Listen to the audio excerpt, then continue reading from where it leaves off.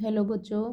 आज हम 12वीं कक्षा की आलोक धनवा द्वारा रचित दूसरी कविता पतंग को पढ़ते हैं। सबसे तेज बौछारें गई, भादो गया सवेरा हुआ। कवि क्या कहता है? भादो का महीना बीत जाने पर, जो बारिश का महीना है, उसके बीत जाने के बाद नया सवेरा हुआ। वो सवेरा खरगोश की आंखों जैसा लाल सवेरा। उस सवेरे की तुलना कवि ने बड़े ही सुंदर ढंग से खरगोश की आंखों जैसी की है। शरद आया पुलों को पार करते हुए। भादों का महीना बीत जाने पर शरद ऋतु का आगमन होता है और ऐसा प्रतीत होता है कि वो पुलों को पार करते हुए आ रहा है, अपनी नई चमकीली साइकिल तेज चलाते हुए। कवि क्या कहता है? छोटे छोटे बच्चे हैं, चमकीली साइकिल लेकर घंटी बजाते हुए जोर जोर से घंटी बजाते हुए, चमकीले इशारों से बुलाते हुए एक दूसरे को। चमकीले यहाँ पर इशारों के लिए विशेषण का प्रयोग किया गया है। वो चमकीले इशारों से एक दूसरे को साइकिल लेकर जोर जोर से घंटी बजाते हुए पतंग उड़ाने के लिए बुला रहे हैं। पतंग उड़ाने वाले बच्चों के झुंड को चमकीले इशारों से बुलाते हुए और आकाश को इतना मुलायम बनाते हुए। कवि क्या कहता है?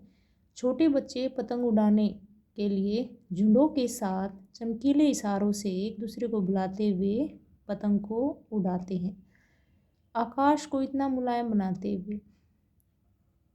जैसे छोटे बच्चे हैं वो मुलायम होते हैं, उन्होंने आकाश को भी मुलायम बना दिया है कि पतंग ऊपर उड़ सके। दुनिया की सबसे हल्की और रंगीन चीज़ उड़ सके। कवि क्या कहता है? दुनिया की सबसे हल्की और रंगीन चीज़ जो कि पतंग है, वो ऊपर आकाश में उड़ सके। दुनिया का सबसे पतला कागज़ उड़ सके। पतंग को पतले कागज़ से बनाया जाता है, हल्का होता है, रंगीन होती है और ये दुनिया का सबसे पतला कागज़ माना गया है। बाँस की सबसे पतली कमानी उड़ सके। बाँस की क्या है? सबसे पतली कमानी है, वो ऊपर उड़ सके, यानी कि पतंग की शुरू हो सके सीटियों, किलकारियों और तितलियों की इतनी नाजुक दुनिया। कवि क्या कहता है? सारे बच्चे एक दूसरे को चमकीले इशारों से बुलाते हुए सीटियाँ बजाते हैं, किलकारियाँ करते हैं और तितलियों की तरह उड़ते हुए उन्होंने दुनिया को नाजुक बना दिया है। जन्म से ही वे अपने साथ लाते हैं कपास। छोटे बच्चे क्या है?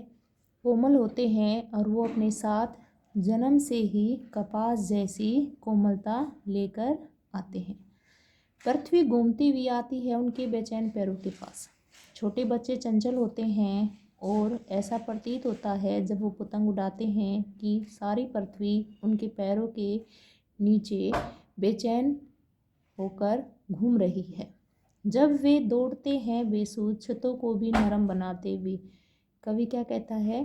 पतंग उड़ाते हुए वो खतरनाक छत हैं, उनको भी बिना होशो हवास के नरम बना देते हैं। दिशाओं को मर्दंग की तरह बजाते हुए। पतंग को उड़ाने के लिए वे एक दिशा से दूसरी दिशा को मर्दंग की तरह बजाते हैं। जब वे पेंग भरते हुए चले आते हैं डाल की तरह लचीले वेग से, अक्सर वो एक स्थान से दूसरे स्थान तक झूले की तरह झूलते हुए पतंग को उड़ाने के लिए डाल की तरह उड़ते हैं। छतों के खतरनाक किनारों तक उस समय गिरने से बचाता है उन्हें सिर्फ उनके ही रोमांचित शरीर का संगीत। कवि क्या कहता है? जिस समय बच्चे पतंग को उड़ाते हैं वो खतरनाक किनारों से उनके शरीर का रोमांच है, उनको गिरने से बचाता है। सिर्फ उनके ही रोमांचित शरीर का संगीत, पतंगों की धड़कती ऊंचाइयां उन्हें थाम लेती हैं महज एक धागे के सहारे। उनके शरीर का जो रोमांचित संगीत है उन्हें पतंग उड़ाते हुए महज एक धागे के सहारे ही ऊंचाइयां उनको थाम लेती हैं। पतंगों के साथ साथ वे भी उड़ रहे हैं अपने रंध्रों के सारे। ऐसा प्रतीत होता है, कवि कह रहा है कि वो बच्चे पतंग के साथ साथ उड़ रहे हैं।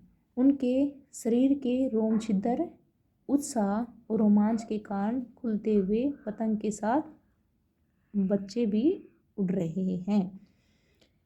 अगर वे कभी गिरते हैं छतों के खतरनाक किनारों से, कवि क्या कहता है, यदि वे छत के खतरनाक किनारों से गिर जाते हैं, गिरने के बावजूद अगर बच जाते हैं, तब तो और भी निडर होकर बच्चे क्या हैं, कपास जैसे मुलायम और कोमल होते हैं और निडर होकर वो सुनहले चमकते हुए सूरज के सामने दोबारा से पतंग को उड़ाना शुरू कर देते हैं। पृथ्वी और भी तेज घूमती हुई आती है उनके बेचैन पैरों के पास। कवि क्या कहता है कि जब वो खतरनाक छतों से पतंगों को उड़ाते हुए सुनहले सूरज के सामने आते हैं और बच जाते हैं, तो पृथ्वी और उत्साह से तेजी से घूमती हुई उनके बेचैन जो एक स्थान पर शिथिर नहीं रहते पैर हैं, उनके पास घूमती हुई दिखाई देती हैं।